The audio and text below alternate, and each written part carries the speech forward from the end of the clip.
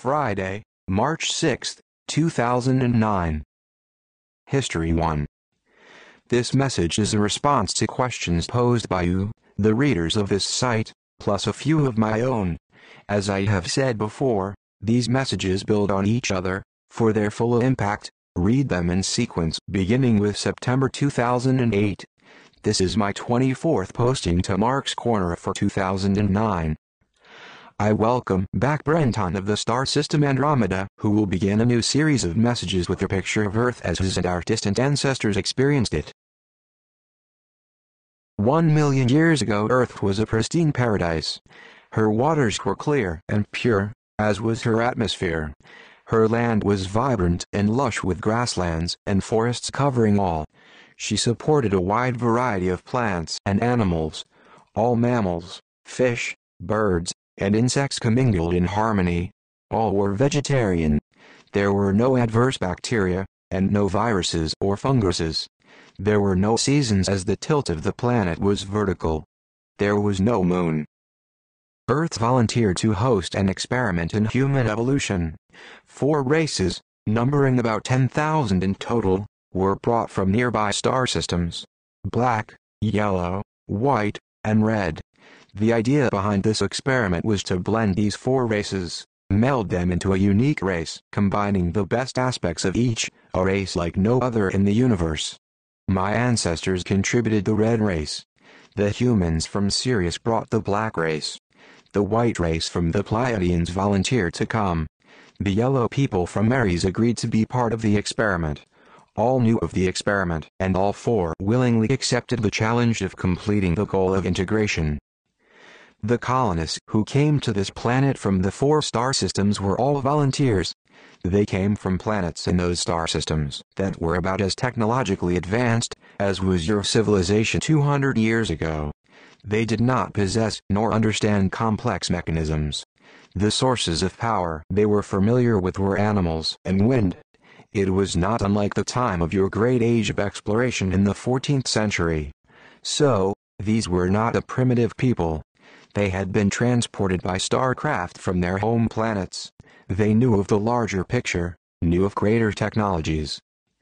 Those who oversaw this population and its evolution did not, by joint agreement, contribute any advanced technology. The primary purpose of this experiment was to get the 4 races to interact. After several 100,000 years of evolution, the settlers developed only rudimentary forms of mechanization. Keep in mind, they were not driven to develop faster, because Earth was such a paradise. Everything was here for them. The settlers understood the basics of sanitation and agriculture, and taught their children about the larger picture. They were very spiritual people, and knew about God and celestials. There was no religion. All were very beautiful people, filled with love. There was little fear or anger, and minimal conflicts between individuals. They were in complete harmony with Earth. They enjoyed long lives. There was no disease, and few hardships. There were no ferocious animals, and no adverse climate. It probably appears to you that these ancestors of yours were not motivated, but they were living in a paradise where everything was provided. Their primary focus was to interact with each other and to live peaceful lives.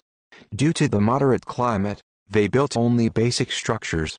Their lifestyle required only the basic tools they brought with them. It did not take long for them to domesticate the animals they found on their new planet. Their population eventually grew to about 500,000 people. Their impact upon Earth was minimal as they ate off the land. The climate was moderate. Housing was required only to shelter them from the rains that kept the land green and lush. All members of the original races were happy to be part of the experiment. For those on the planet's surface, time passed with the daily rotation of the planet and the changing configurations of the stars. The land of Earth resembled the current continents. The colonies were established on different parts of Asia, Africa, and Europe, with the idea that they were close enough that the people could interact, while retaining their individuality. Earth was happy with this situation. She saw herself as nurturing the experiment. Those of us who had contributed our races watched over the experiment and were pleased. After the initial colonization, we did not physically interact with the residents of the planet, preferring to allow the situation to develop in its own way. We did observe that all was in peaceful coexistence. In retrospect, the only mistake we made was to place the races so far apart. This minimized their interaction. They tended to intermarry between their own, rather than reaching out to those of other races. Thank you, Bren-Ton. As usual, you have given me much to think about. This is particularly true in the case of innovation with which I was involved for so many years. You may copy this message, as well as other postings to Mark's Corner, and distribute them. Please do so in total, preserving all notations and attributions. We are in a time when this information is valuable as a source of truth amidst confusion. Those who are communicating with me have said that they will entertain more questions as long as they are not specific to your particular circumstances. Please send your queries to me at copy@zqyx.org. Once again, I thank you who made a financial contribution. It has made a difference in my ability to continue with this work. My gratitude to each of you. In truth, love and joy. Mark. P.S. I will be involved with gatherings workshops beginning March 13th. I anticipate that I will post few messages after that date for the remainder of March. In light of pending changes and the likely unavailability of the Internet, I recommend that you save each of these postings to your computer. I have compiled an 80-page book containing all 2008 postings.